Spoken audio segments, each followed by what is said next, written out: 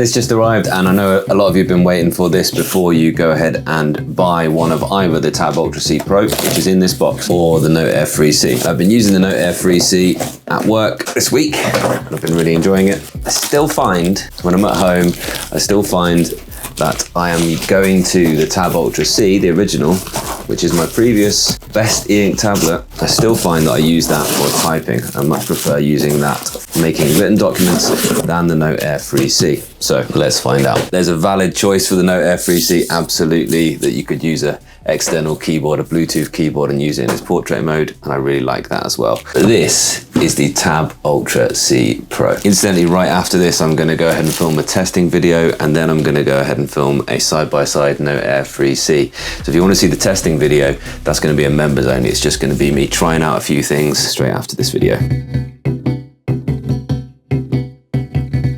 The Tab Ultra C Pro does have the faster processor, and it does have the compatibility for the keyboard case. It's the same Kaleido-free screen though. Legal stuff, Pen 2 Pro, and a USB-C cable.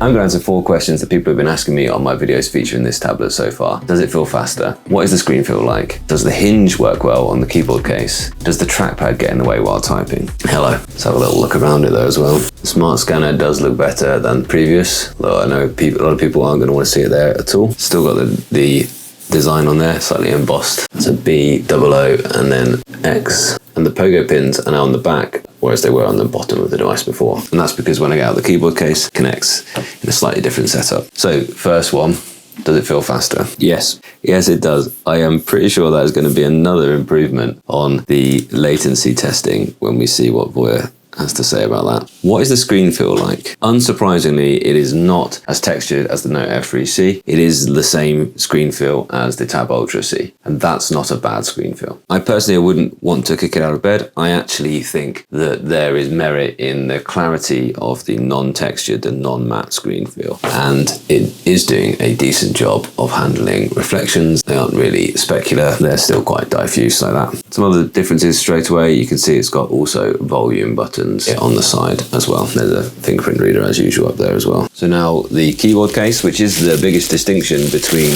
this and the Note Air 3C. It is quite heavy. You can tell without even taking it out of its box.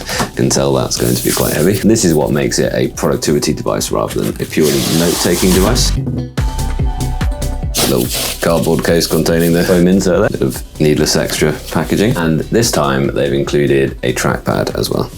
It's quite a stiff hinge. I expected it to just flip back, but no, it's a pretty stiff hinge. And then that's not a very stiff hinge. Interesting. So let's have a go typing it. Does the new hinge work well? It is a pretty stiff hinge. Oh, I see. There's a bar there that it rotates around. So initially I'm saying yeah, because that's managing to sit in some different positions quite well. And then trackpad. I haven't accidentally pressed the trackpad at all so far, so that's good. So my next question was, does the trackpad get in the way while typing? Not yet. And even so, it's kind of like, I don't feel like I'm going to accidentally press it and it's going to kind of take away and move it to a different position, because once you start typing, so the cursor kind of goes away after a moment, and then you're not so likely to accidentally click.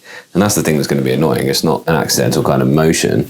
It's if you accidentally click when you're typing. It doesn't seem to be happening so far. And as always, I do love the Boox that you can do voice input as well whilst typing, and then use the keyboard really for editing that work as well. In any case, the trackpad can be disabled through the settings and then physical keyboard dialog in the settings box. So that's all for this video. I'm just going to get it myself logged in, and I'm going to go ahead and I'm going to do a quick testing video just with this camera, and that's going to be available for members. So if you're interested in membership, you can see that by the join button down below. That'll be up very soon if it's not up already. And I'm also going to do a comparison between this, the Note Air 3C, and a comparison between this and the older Tab Ultra. If this video was all you needed just to make up your mind, then please check in the description for the affiliate links, which really do help out with the channel and just mean that I have more time therefore to make more content for you. So thanks very much for watching the video. And I will be back also this evening with a live stream, so please go ahead and comment any more questions that you have and I'll try and cover them there.